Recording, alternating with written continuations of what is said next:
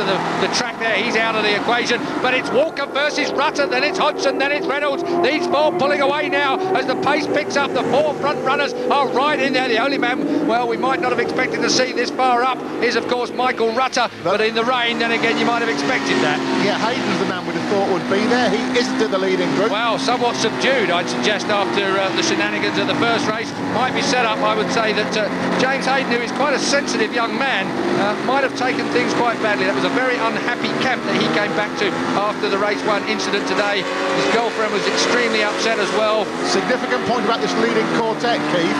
The blokes in 3rd and 4th really must be in front of the bloke in 1st, going into Donington Park. Yeah, even I can work this race order out without any aggregate times. Mind you, don't speak too early, Julian. Oh, yeah, don't say things like that, please. Michael Rutter to Chris Walker's left, our right, just in front of 4, Neil Hodgson, and behind them is John Reynolds. Reynolds, of course, if we go back and reiterate everything we said in race 1, has got to win races if he's going to stand a chance of getting on terms with Walker and Hodgson. Of course, Reynolds, out of the 3, did the best in race 1, so he has actually closed the gap on both of them anyway. Kirk McCarthy syndrome. But not enough yet, not like Kirk McCarthy. McCarthy closed it big time. Yeah, no, John needs, as you say, to win this race. No option. No option at all. Mind you, so there's a stalker. There he is, in front of the National Tyre Suzuki at the moment. So, spinning the rear end. He does ask for a lot of power a lot early out of that corner.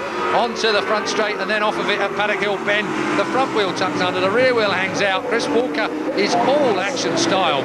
Rutter's more, bike's more mobile than you normally expect to see from him as well. I don't know. Rutter is so talented in the rain. Oh, yeah. Mind you, he has had his moments in the dry as well, but in the rain, he is absolutely renowned as a top man. Walker, Rutter, Hodgson, Reynolds. That's the top 4. Gobert gets on the leaderboard. Hodgson goes down. Neil Hodgson has thrown it all away. Coming down to Graham Hill Bend. Hodgson loses the front at the 2nd gear, Graham Hill Bend, and that bike is full of dirt. And Neil Hodgson is full of despair. He's going nowhere. He's given it back to Walker. The emphasis shifts back again. What a series this is turning into. We're on John Reynolds, looking down at Neil Hodgson, approaching the braking area at the bottom of Graham Hill Bend. He tucks it in. The brakes are off now as he throws it in. What goes first? Front end, there it goes, washes out from under him. John Reynolds doesn't have a chance even to blink about it all.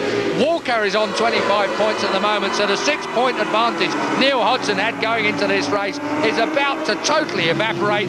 Well, dear me, what? Oh, here comes Rutter looking for the lead. No. You've got to say that Neil Hodgson must be stood by the side of the track at the moment. He won't wish bad things, I'm sure, on any other rider, certainly not publicly. But the fact is... well, this is oh, there it is. Look at him. He's bravely trying to restart that motorcycle. Have you ever tried starting a Ducati, bumping it? Yes, I have. Have you? Somebody else's. I was assisting. It took me a week to recover. Well, they don't actually start very easy at all. You've got to get them back on compression first, and then you've got to get it.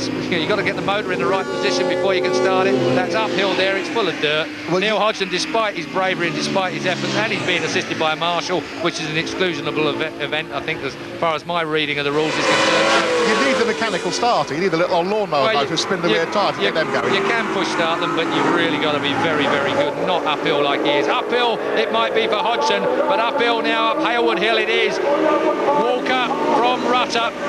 Chris Walker, well, he appears to be trying just as hard. He will now see again that Hodgson has not managed to restart his bike. He'll have waited a lap for confirmation of that, but right at the point where Walker was stood dejectedly, there is now Hodgson. So, and that was... Oh! Get it on! Get it on! Dear me, and Rutter, well, while Walker was spinning, Rutter was driving forward and almost drove right underneath Walker. And meanwhile, John Reynolds is ready to pick up all the bits. And Neil Hodgson now needs some help from his friends Rutter and Reynolds here. Needs to get him by. Let's take another look at that then. Turns the power on, gets it sideways, spins the rear wheel, but of course as long as it's spinning it's not driving forward, and Rutter knew it. Rutter tried to get underneath him, but a little bit more, how should we say, conservative throttle control from Michael Rutter. Delicate. Yes, delicate. Still, Chris Walker under attack. Walker now. Hodgson was unable to make capital of Walker's mistake in race 1. He only got a 5th place. Meanwhile, Chris Walker is trying to get the full Monty, the 25 points for winning race 2. Walker, Runner, Reynolds. Gobert is up to 4th place. Mackenzie has slipped to 5th. Shaky Byrne is there in 6th on the Travis Perkins Honda. Let's do some sums then. A 6-point disadvantage Walker came into this race with. 25 points for he does it again, same place. 25 points for the win means a 19-point advantage going to Donington Park for the last round if he stays in front of Rutter and Reynolds. Certainly seems to be the case on our reckoning at the moment as we go round Druids Corner, but you can still see how treacherous this racetrack is. We're looking from John Reynolds. Irony of ironies. The Stalker crashes in race 1, Hodgson crashes in race 2. It's just incredible. This whole season has been like that, and I've got to say that, there is a God, but you can't take sides with these two guys nowadays because they are both so very good. It's difficult to split them. It really is. But you've got to say Neil Hodgson is not having the luck compared with Chris Walker at the moment. Now then, Rutter closing up again on Chris Walker in front. Still Reynolds happy to be there in 3rd place. Not for much longer though, because he's 3rd in the championship. He took a big chunk out of Walker and Hodgson in race 1. He needs to keep doing that. Well, there's the distance. Got to say though, the way that Walker is spinning that rear tyre, can it last at the track? Well, it's actually not drying that much. You can still see spray coming off the back, so as long as we don't get too dry a surface here, then Walker's rear tyre might stay with him. But if he spins it like that as it gets drier, there is Neil Hodgson, walks back covered in mud. Catherine, his girlfriend, is there with him, but I'm sure she's not going to console him. Colin Wright is there also. He will be pig sick. Potentially that's the championship that just ended up in the mud at Bottom Bend. Having said that, Julian, that's a smart thing to say, but then again, we could have said the same about Walker in race 1, and it's turned round this way, so we really got to give it half a chance for the next round, and that's at Donington. We'll be back at Brands in a minute.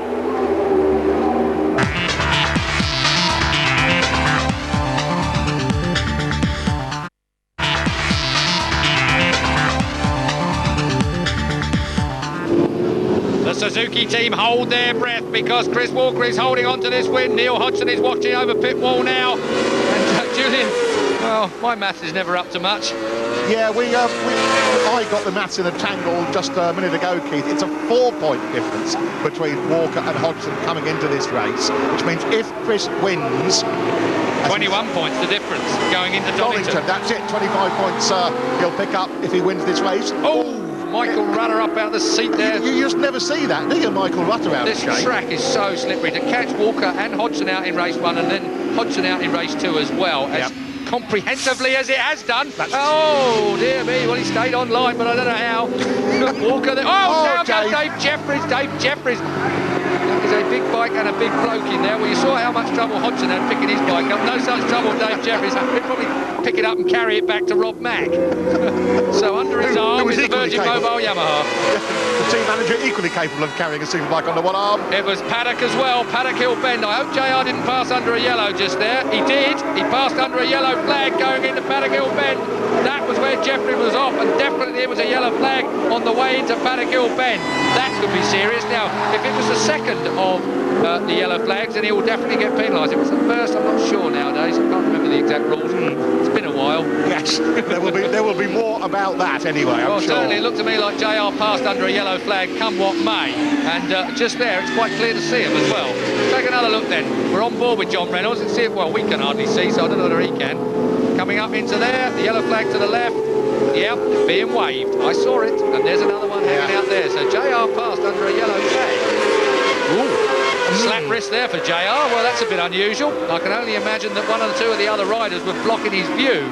Mind you, James Hayden used that excuse in race 1 over the team orders syndrome. So 1-1 in the Red Bull camp, you're saying then. See, but a very unhappy Ben Atkins if he gets given 10 seconds or something like that. Back markers then, through goes Walker like a knife through butter, but right with him is John Reynolds as well. Reynolds picks up the challenge. There's Paul Denning on the left, keeping a real close eye on what's going on with his Suzuki man. He's not blinking, is he? No, that's because he's a machine. He needs a new chip. Still in second place is Reynolds. Yeah, I mean, this is like the M25, isn't it? Just up the road. 99 is Dave Hill having a diabolical day. Dave Hill, well, he might still go away from here leading the Privateers Championship, but he really nice one, Chris. Well done there. Well, yeah. Really. JR, though, outside. Problems. That's not so good, JR, around the outside. That is a long, long way round. 55 is Francis Williamson. He finished 3rd in the Privateers race at the beginning of the day. There he is, Francis Williamson. Oh, there's Dave Hill. He's the man that leads the privateer battle. Williamson has taken the opportunity to follow through. Well, Walker's done that brilliantly. He's really stitched JR up. Yeah, John Reynolds. Well, I wonder whether John stitched himself up there. He seemed to be the wrong side of them, coming out of clearways. But it's easy to sit here in a dry commentary box with the heater on, watching what's going on. Oh, down into Grave Hill Bend. That's where you need to be on a back marker, right on the inside. Make them do the work. Certainly rattled his cage. Number 30 is Lee